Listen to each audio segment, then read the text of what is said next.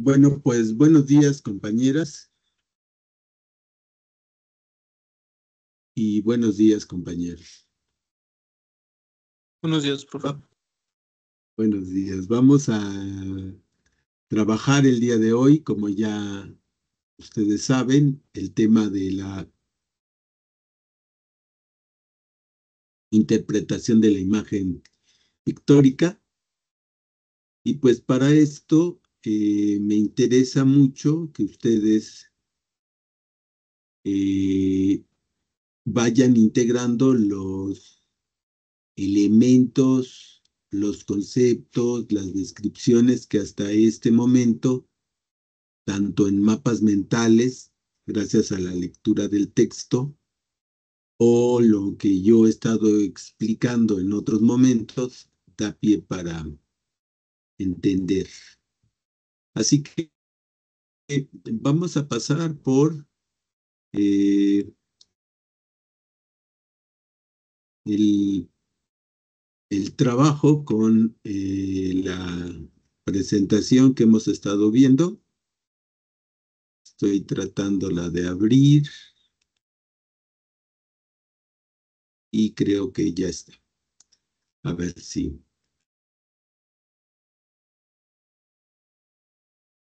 Vamos a ver.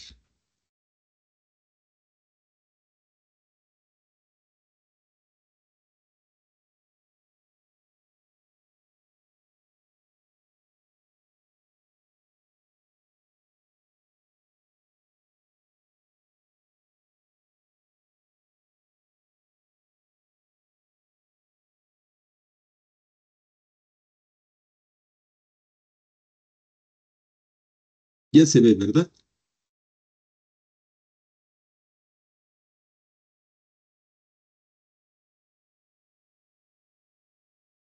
Muy bien. Entonces vamos a recapitular un poquito de manera muy rápida y avanzar en donde nos quedamos.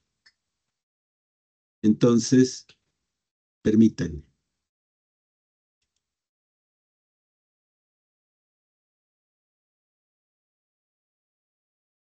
Bueno, dijimos que íbamos a ver la pintura.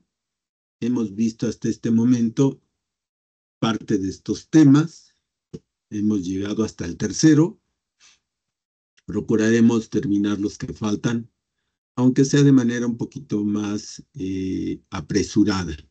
Pero esto es porque el elemento de la composición es bastante amplio, pero muy importante. Bueno, dijimos primero que el arte es un campo de la actividad humana que permite enriquecer nuestras experiencias. Hay diferentes descripciones, definiciones y características del arte, pero nosotros nos quedamos con esta idea de que si esta obra, cualquier obra de arte, nos enriquece la experiencia, nuestra experiencia del mundo, entonces estamos en presencia de una obra de arte. Podemos cuestionar su grado de artisticidad, es decir, el nivel de excelencia para comunicarnos de manera agradable, interesante, el mensaje, sea una idea, sea un pensamiento. Y dijimos que en el caso de la pintura, del arte pictórico, esta es una capa de pigmento aplicada a una superficie, en donde se arreglan las formas, los colores y las texturas.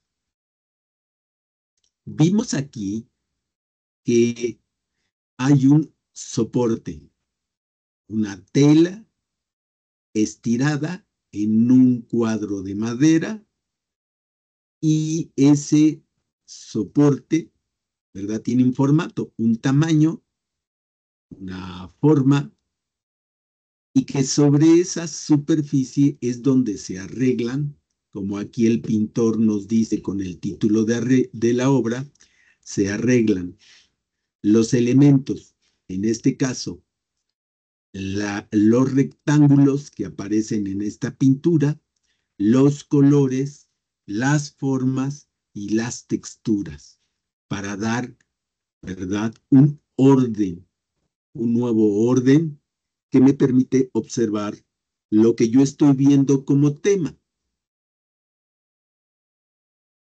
Insistimos en la idea de que el tema puede ser figurativo o no figurativo. El que estamos viendo con Madame Leblanc de Ingres es figurativo. Y dijimos que en los temas figurativos lo que se ve es la realidad del mundo. Se nos muestra cómo es el mundo y lo reconocemos en sí mismo. Platicamos que hay una forma de leer las pinturas. Dijimos que hay una organización geométrica que se establece.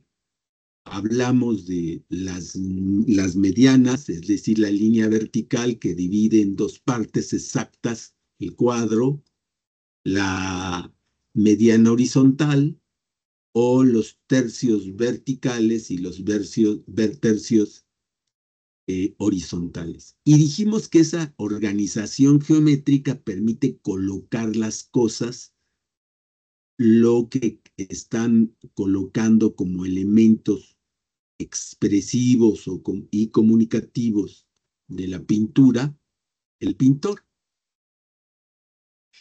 Y dijimos que cuando ese orden nos da pie para el sentimiento, la emoción, hablamos de una pintura romántica, como es la que estamos viendo. O bien, si ese orden se pone en énfasis, dijimos que una pintura clásica es una pintura racionalista, digámoslo así. Entonces, la composición es la estructura, digámoslo así. ¿Dónde va qué cosa? De acuerdo a la estructura geométrica, para darle un sentido a lo que vamos a ver a través del tema. Sin embargo, dijimos también que hay pinturas que no se pueden leer así. Sí tienen un tema, sí tienen una composición, sí se ha organizado con base en las formas, con la estructura geométrica, pero hay pinturas en donde los elementos que están presentes se toman como símbolos. Algo nos dicen. Y entonces esas pinturas se entienden, se comprenden más por los símbolos que presentan que por la lectura de la imagen, del tema y la composición con la revisión del título y el contexto del autor. Este es el caso del reino de Dios en la tierra que están ustedes viendo en pantalla. También hablamos un poquito más extendido, y ese fue el ejemplo que vimos de esto de donde los símbolos permiten la lectura. Hicimos muchas referencias a la cultura de la cristiandad, que es en la que vivimos y donde conviene entender sus símbolos, sus implicaciones, para, por ejemplo, comprender esta pintura en donde la vela, decíamos, representa, al estar la llama encendida, representa el ojo omnividente de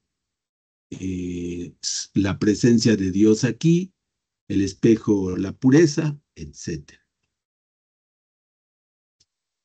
También platicamos en relación a pintura que antes se consideraba, como en esta, de La tormenta del pintor Cole, que antes se consideraba como excelente, porque como en esta pintura se aborda el tema de la relación de pareja, el amor, pues se pensaba en un amor romántico, en donde los dos eran exactamente iguales y por tanto, pues se suponía que eso permitía pues que la relación de pareja fuera realmente estrecha e importante.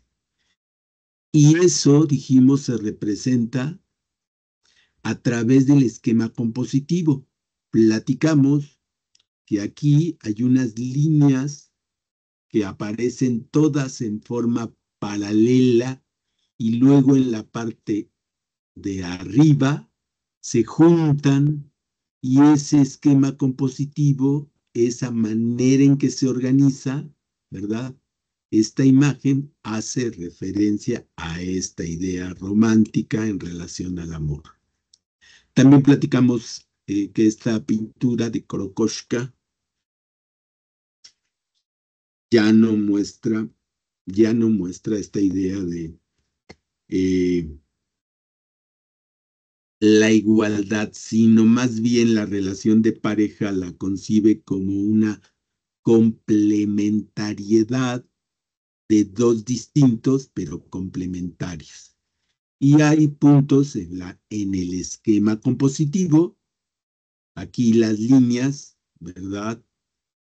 Primero, habría que decir que hay un conjunto de líneas que redondeadas que van generando una tempestad, una tormenta alrededor de estas dos figuras, cuyo esquema compositivo es ir del contrapunto, una línea que está en contraria con otra, pero que hay un punto en donde las dos se sostienen, como podemos ver claramente en la rodilla. Bueno, entonces en aquella pintura, que era más de tipo fotográfica, voy a decirlo así, se pasó a esta otra pintura que más adelante vimos que es expresionista. No se pinta exactamente la realidad en términos fotográficos. No, se deforma un poco con el ánimo o se deforma mucho con el color y la forma para hacer más claro el mensaje, para ser más expresiva. Y eso fue el, digamos, el conjunto de elementos a través del cual este esquema que aparece en su pantalla, platicamos, era, pues en realidad el esquema que nos dice cómo se da un mensaje y quiénes son los participantes en este mensaje. No voy a insistir, hemos estado platicando sobre eso, solamente recordarles que en toda pintura, en toda imagen, siempre hay algo que se ve, que es el tema, y eso es posible porque hay una composición, un orden establecido que no es casual. El pintor estableció esta composición poniendo más acento en los símbolos o poniendo más acento en la composición, pero está presente ese orden.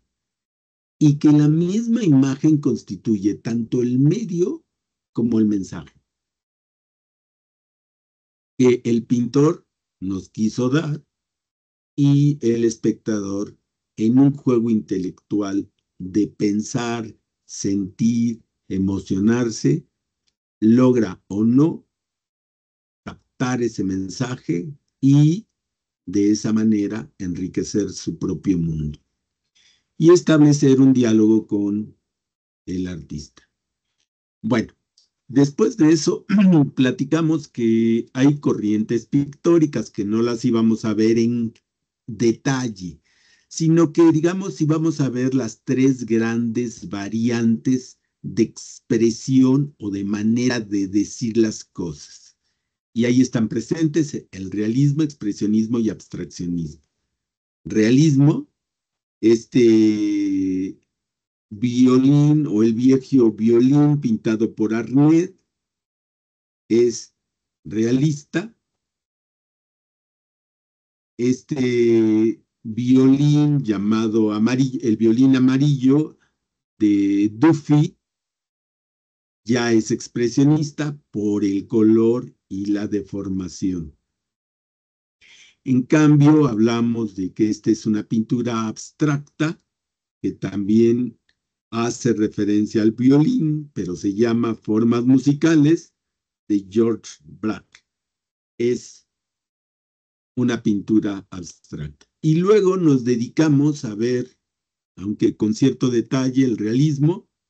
Dijimos realismo mágico, perdón, realismo místico del medievo. Ojo, contrariamente a lo que antes sabíamos en el siglo XX, hoy se sabe que el medievo no fue una época histórica universal. Mientras los europeos vivían el medievo, en otras partes del mundo había un gran auge de las ciencias, del conocimiento, de las artes, del comercio, gracias a otras formas de vivir. Lo voy a decir de esta manera. En el medievo los europeos eran los bárbaros, los ignorantes, los atrasados. En cambio, el mundo, en China, en India, en otras partes del mundo, en Mesoamérica, existía un gran esplendor de la cultura. Pero en el medievo europeo, pues el realismo místico es pintar el milagro, pintar a Dios. Luego, en la misma Europa, en el Renacimiento, pintaron el modelo. En el siglo XVII, en el arte dramático, lo que se pinta es precisamente algo que nos haga sentir y que nos haga creer en el mito. Luego en el siglo XVIII, donde ya está la Revolución Francesa, donde ya se ha hecho el cambio de la comunidad humana a la sociedad burguesa, mercantil, capitalista, colonial, decíamos, también patriarcal, pues ya se bajó del cielo a la tierra y se ve que la realidad es lo que se vive todos los días, lo cotidiano. En el siglo XIX, con el realismo anecdótico, veíamos que se cuentan historias. La burguesía en la cultura moderna ya está instalada, no le preocupa otra situación. En cambio, en el siglo XX, con el realismo poético, se regresa a entender que la realidad está en ese momento de la vida cotidiana en donde se da la reflexión o se dan las vivencias más importantes. Bueno, lo hemos dicho, ahora lo vamos a ver en imagen, con San Francisco recibiendo los estigmas de Jan van Eyck. Dijimos realismo místico.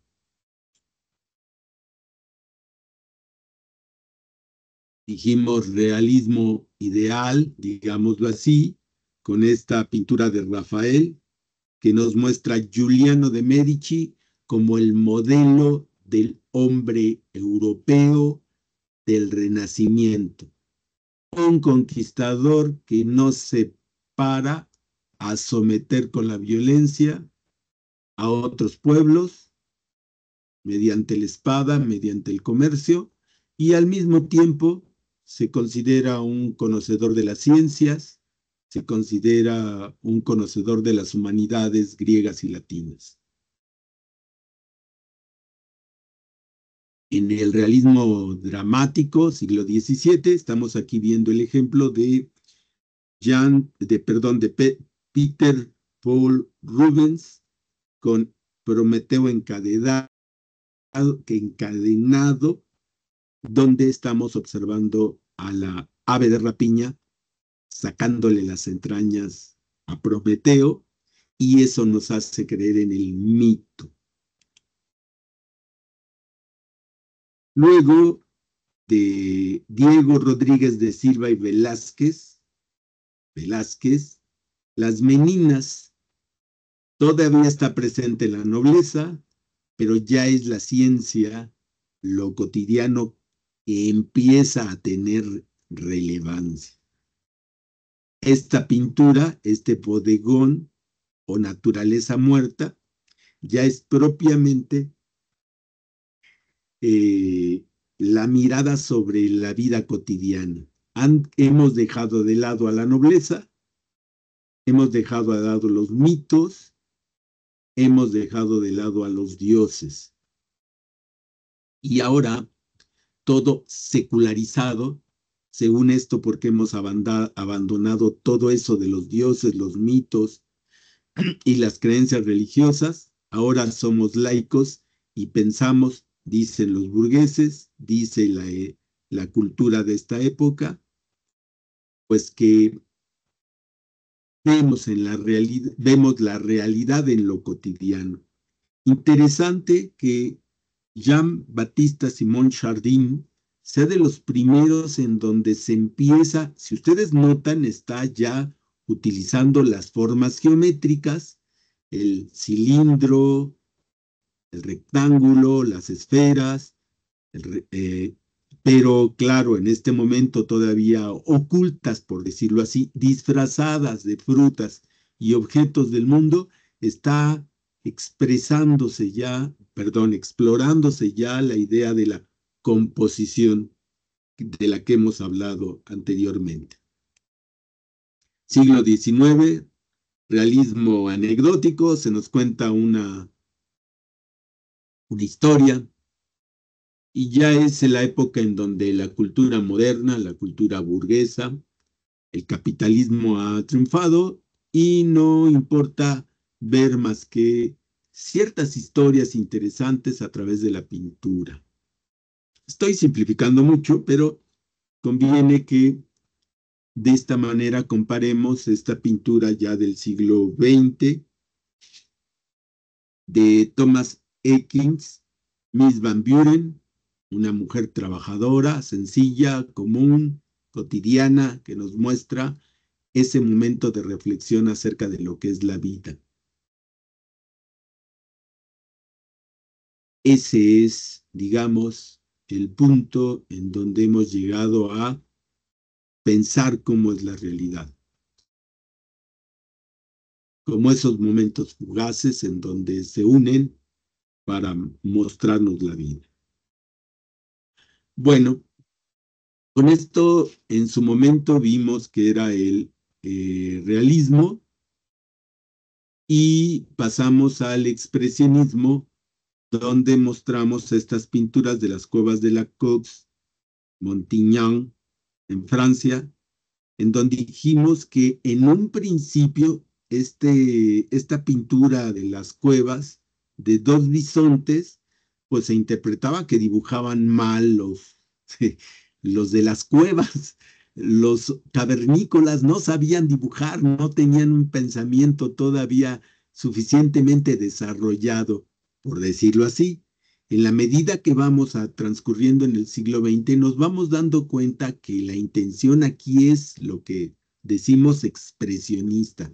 Hay modificación del pelo. Se ve el pelo parado, se ven los cuernos de una manera tal, se ven las patas de una manera tal, que en conjunto nos muestra la violencia, la fuerza de los bisontes. Y eso es lo que busca el expresionismo. Modificar o el color, vean aquí la cara. Si viéramos de manera cotidiana la cara de este hombre, diríamos que es diabético, pero no es la intención. Se ha puesto el color amarillo para decir que aquí está pasando algo diferente, que hay una situación emocional a la que tenemos que tener en cuenta, que está presente en esta realidad que podemos observar. O en esta noche estrellada de Van Gogh también, en donde en realidad parece que el cielo está en gran movimiento, cuando normalmente el cielo es el que se ve estático, pero poner el color y las líneas y deformar hasta cierto punto la noche del cielo, pues nos dice que alguien es en realidad en su interior quien está profundamente conmovido. Algo está pasando en la interioridad del pintor. Y esa es la intención del expresionismo. También dijimos que hay pinturas que antes se pensaba, insisto, que estaban mal pintadas, eran pintores olvidados, los que las habían ejecutado, como esta del Greco, de Domenico Todolopoulos.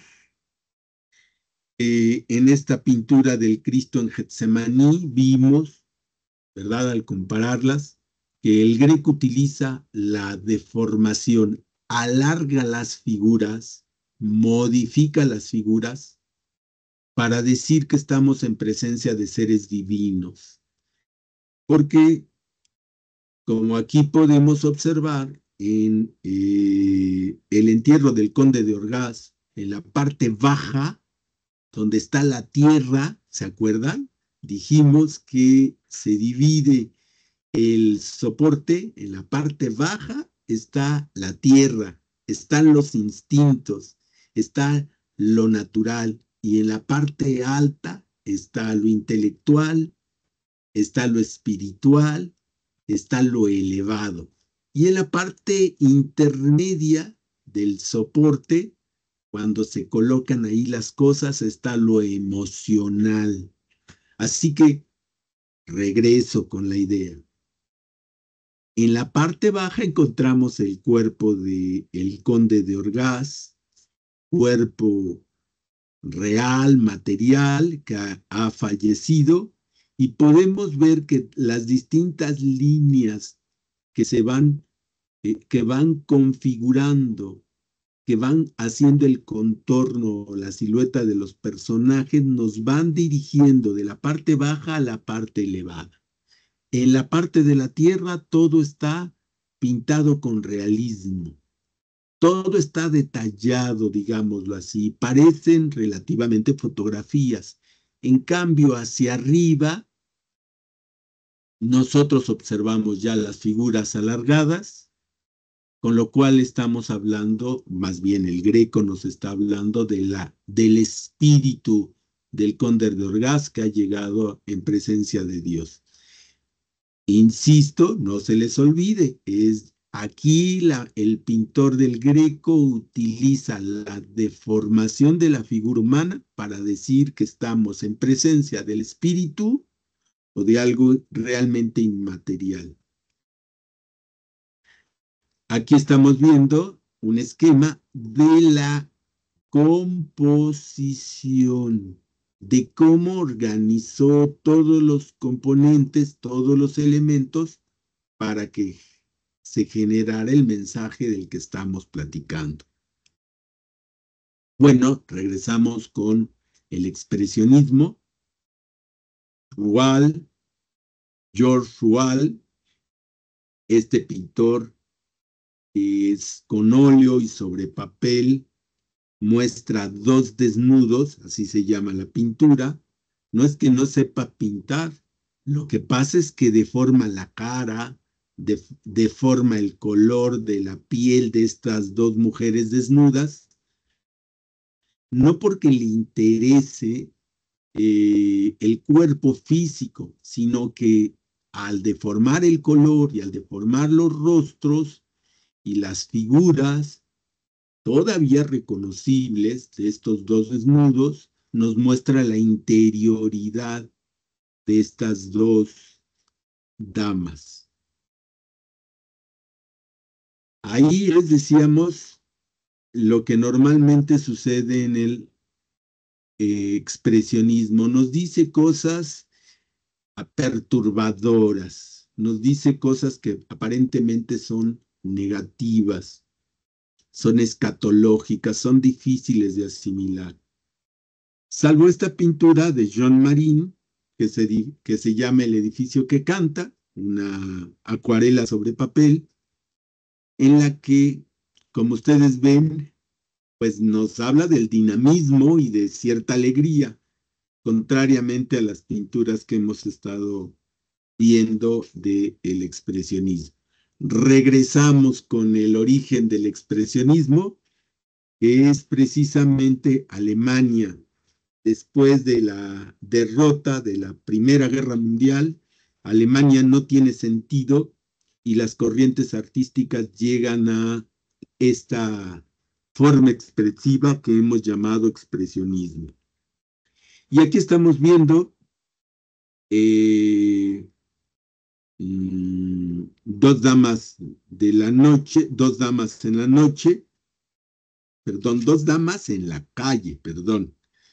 Y es una de las primeras grabados en este sentido de el expresionismo alemán.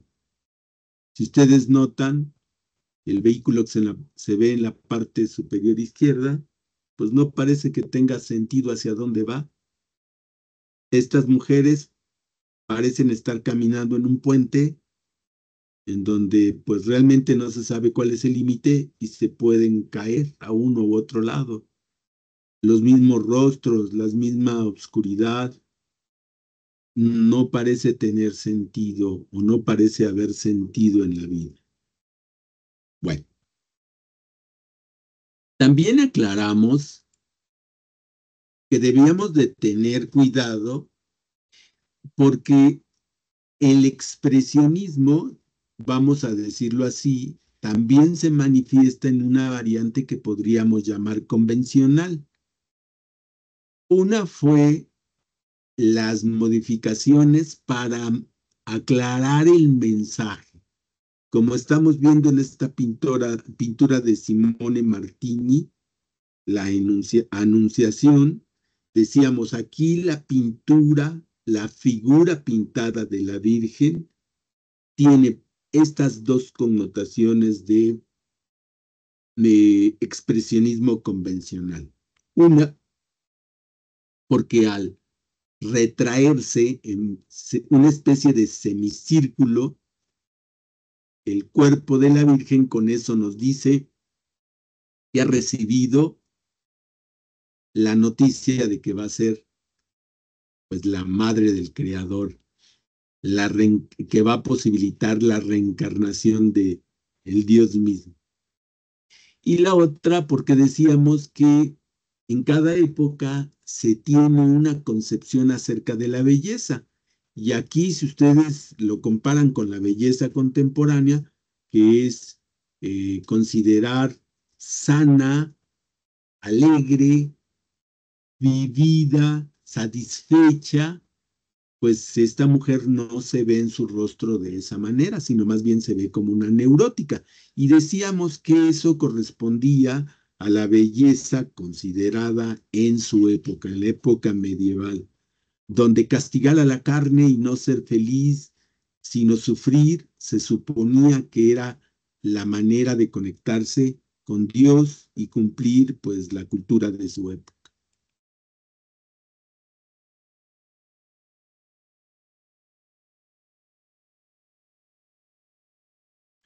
Así que comparando el realismo, en el realismo nosotros observamos una pintura, una imagen casi reconocible del mundo. Y nosotros somos los que les damos la interpretación. Si fuéramos romanos, decíamos aquí, diríamos que han castigado a este esclavo. Pero como vivimos en la cultura de la cristiandad, nuestra mente reconoce aquí al símbolo del Cristo crucificado como símbolo de la cultura de la cristiandad. Y en principio, pues los dogmas y doctrinas que se creen en esta religión. En cambio, en una pintura expresionista, el pintor no nos deja la interpretación a nosotros. Él es el que muestra, como aquí hace el Greco, las deformidades tanto del color como de la figura para decirnos que estamos en presencia no de un esclavo, sino del Dios mismo que vuela y que se está ascendiendo a sí mismo al cielo en carne. Así que, pues es un Dios y nosotros no podemos tratar esta imagen como cualquier otra cosa.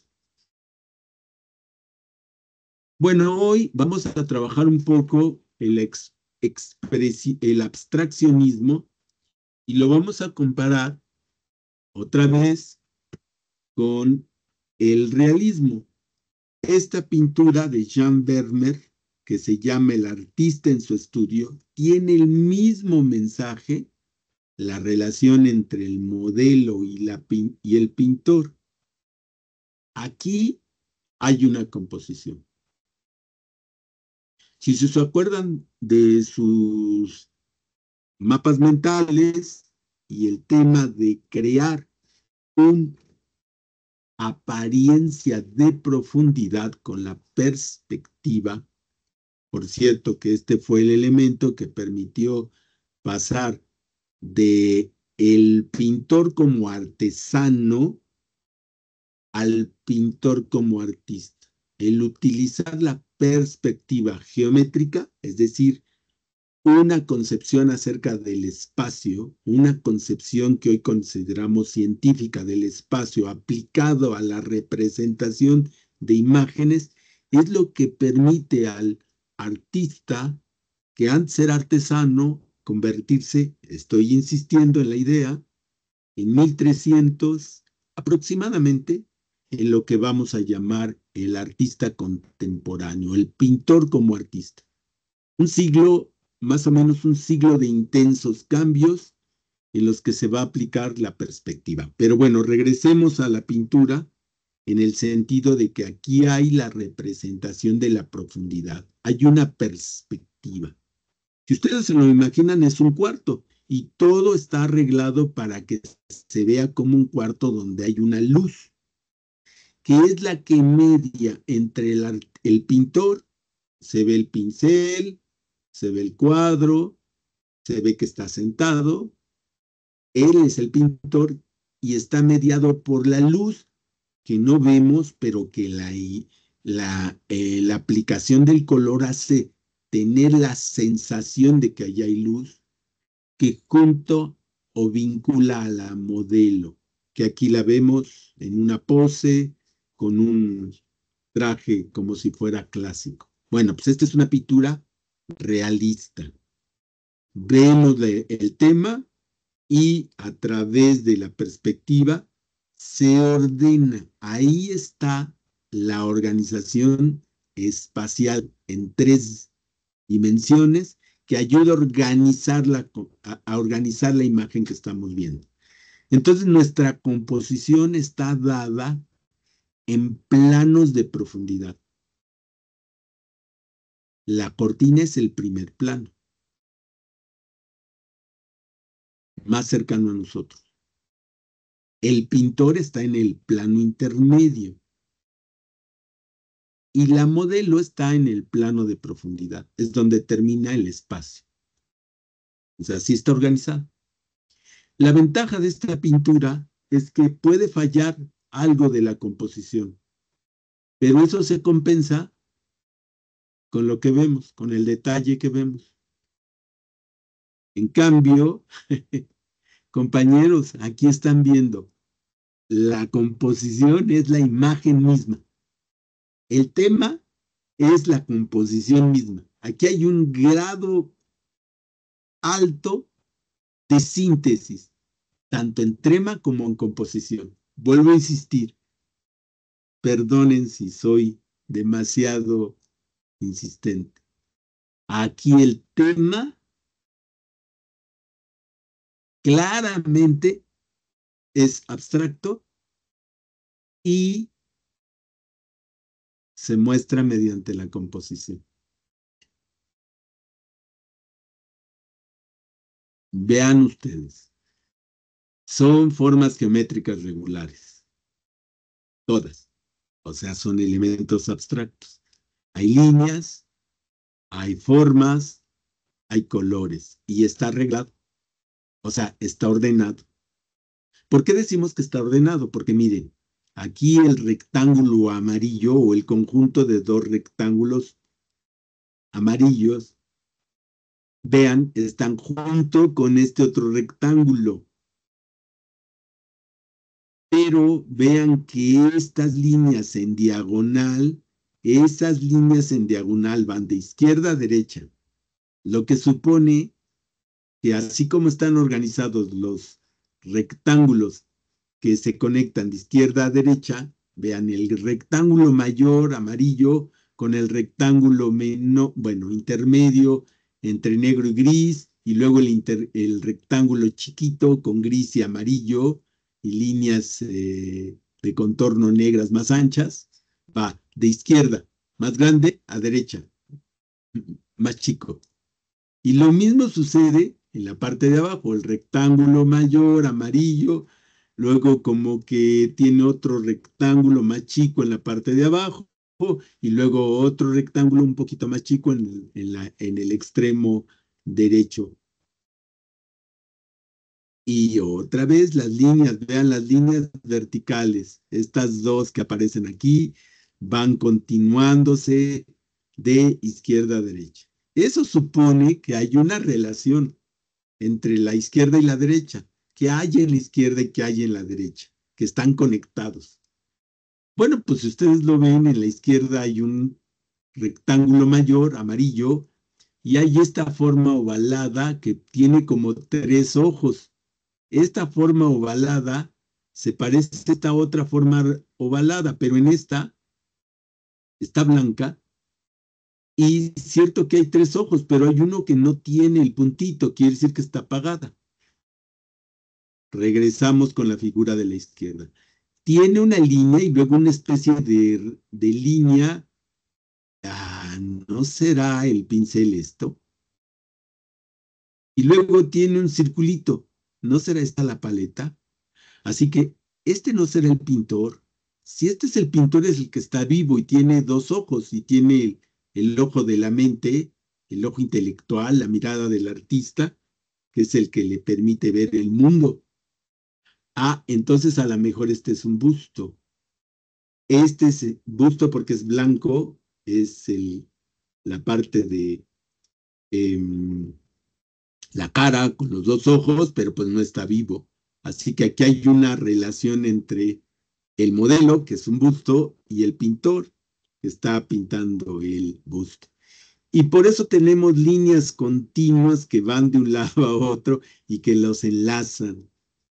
Insisto, aquí hay la composición misma es el tema. Líneas, formas, colores y texturas que están arregladas para decir que hay una conexión entre el modelo y el pintor. En cambio, en el realismo tratamos de reproducir, de imitar la realidad y colocamos todas las cosas en el espacio de profundidad, lo colocamos de tal manera que a través de eso damos un mensaje. Cualquiera de los dos ya en este momento es válido. El pintor tendrá que decidir qué quiere, cuál es el medio expresivo o la corriente expresiva que quiere utilizar. Pero bueno, entonces estamos en presencia de el abstraccionismo. Aquí vemos otro ejemplo de cómo Pablo Picasso pasa de un dibujo realista, una pintura totalmente realista, al asimilar la cultura africana, vean acá, y otras pinturas de su época y de épocas anteriores, vemos una pintura, digámoslo así, que explora lo que después vamos a conocer como el abstraccionismo. Así que esta pintura de Pablo Picasso llamada Las muchachas de Aviñón es una pintura muy estudiada, muy comprendida en el sentido de que es de transición, pero de vanguardia, que va del realismo a el abstraccionismo y nos lleva a esta otra pintura como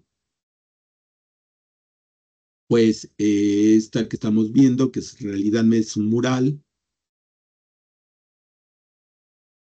en donde ya estamos viendo pues el abstraccionismo totalmente aplicado. Esta pintura de Pierre Mondrian ritmo en líneas rectas, ya propiamente abstraccionismo. Vean, son formas geométricas, colores, líneas, texturas. La intención es sugerir algo, hacernos pensar, abrirnos poros en sentido figurado, los poros de la piel para que sintamos. Abstraccionismo también de Pierre Mondrian.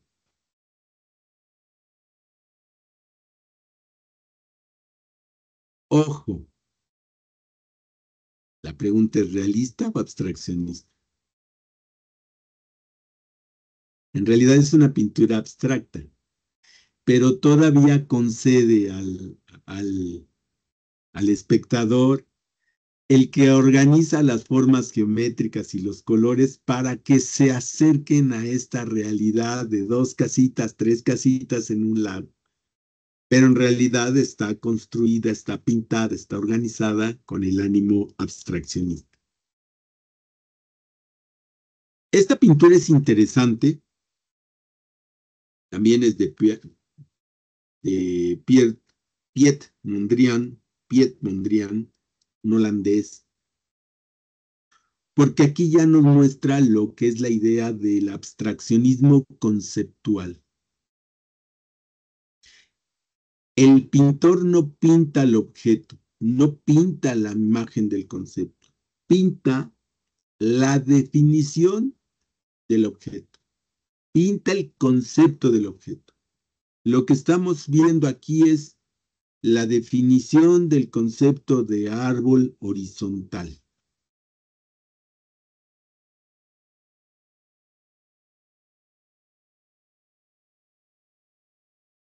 ¿Por qué árbol horizontal?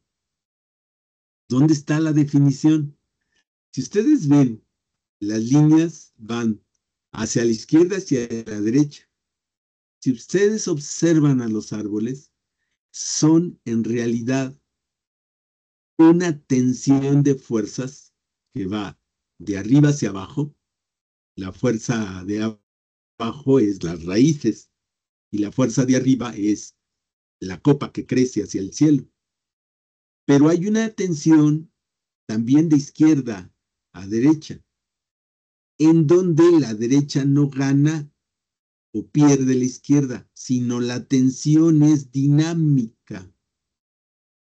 Y este árbol horizontal, su dinamismo está precisamente en que hay esa tensión, por eso hacia el centro vean que hay un conjunto de líneas que se están como que integrando y esa es la tensión que nos muestra a través de este concepto. En cambio, esta pintura de Vasily Kandinsky es, podríamos decir, un abstraccionismo lírico. ¿Qué quiero decir? Voy a decirlo así para que nos entendamos. No es así, espontáneo. No, no es que a uno se le ocurre echar esas manchones de colores, de formas y texturas aparentemente al aventón, de tal manera que podríamos decir, bueno, pues mi sobrino pinta eso en la guardería de mejor manera.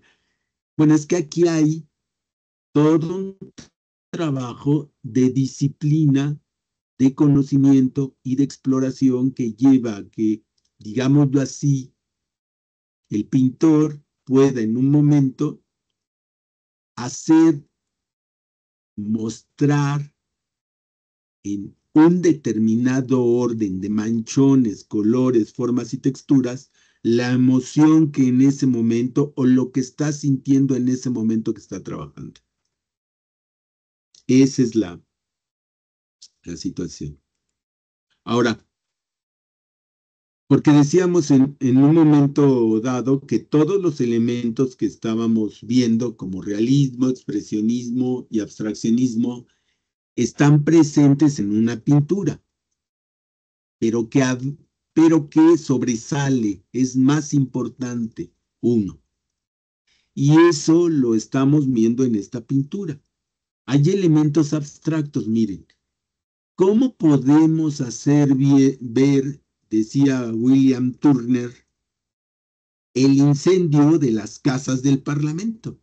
Aquí se ve el Parlamento del lado derecho, pero ¿cómo hacemos ver, verdad, que se está incendiando?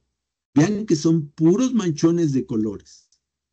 Entonces ahí en esos manchones de colores nos muestran esta idea, esta sensación de que se está quemando el lugar. Y del lado derecho, vean, nos muestran el Parlamento, los edificios. Y con esto se nos expresa este testimonio, esta referencia a el incendio de las casas del Parlamento. Otro pintor que fue, en realidad este es un mural, pero a través de ver el expresionismo, entenderlo, nos hizo ver que había pintores como Piero de la Francesca que no habíamos sabido ver. Aquí en Piero de la Francesca, aquí Piero de la Francesca, que es uno de los que desarrollaron con mayor cuidado y con mayor virtud esto que estábamos hablando de la perspectiva geométrica, aquí en la pintura, el descubrimiento de la verdadera cruz, vean que las figuras se ven como estatuas. Y al principio decíamos, híjole, qué feo, qué Piero de la Francesca no sabe pintar la alegría de que se descubra la cruz real donde fue clavado el Dios vivo y ascendió así a ser ya el Dios de los cielos. Pero el abstraccionismo nos hizo pensar que a lo mejor era demasiado pagano ver imágenes en donde la cruz era descubierta y todo el mundo andaba como si fuera un carnaval. Entonces, al ver las estatuas, las personas como estatuas en esa rigidez, empezamos a entender que ahí está el elemento abstracto. Nos empieza a decir, es que esa forma de pintar los volúmenes para que las figuras se vean como estatuas es lo que nos quiere decir ahí la solemnidad de un acto que tiene que ver con lo trascendente, con lo del más allá, con algo que no es cotidiano. Entonces no lo podemos ver con ánimo pagano, no lo podemos ver como cualquier cosa. Y los que estaban presentes ahí evidentemente no se comportaban como si fuera una festividad, no, sino que se comportaban con la seriedad y solemnidad de algo que era maravilloso, sobrenatural, insisto, que es el descubrimiento de la verdadera cruz. Así que el abstraccionismo nos ayudó a ver cosas como esta. Si ustedes lo ven, es realmente puros manchones de colores, formas, texturas. Y si ustedes leen que se llama de Paul Cézanne, Rocas, Bosques de Fontainebleau, se van a dar cuenta pues, que no hay ni bosque, no hay piedras, pero los manchones y la forma que ha estado organizada, cuando nos ponen el título, nos dan referencia a la frescura que tiene este bosque de Fontainebleau. También aquí hay elementos, fíjense, aquí empezamos a ver pinturas en donde la clasificación es difícil. No hay absolutamente una cosa.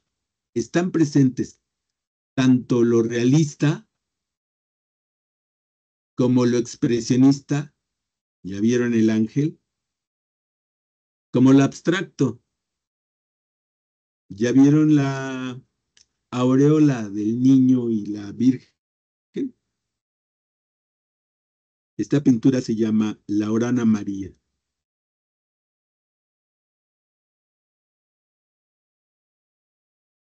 Así que, como lo dice el título, hay una fusión del dibujo en la composición y hay una serie de elementos que están integrados. Hasta este momento, todos nosotros hemos estado viendo los elementos de manera desintegrada, separada. Y lo que tendríamos que estar viendo es que tanto el dibujo como los elementos compositivos están relacionados todos para integrar una composición que nos permita ver una imagen, que es lo que hemos estado llamando el tema. Y el tema puede tener una integración de aspectos abstractos, realistas y expresionistas, aunque en ciertas pinturas resalta alguno de estos o resalta los aspectos simbólicos.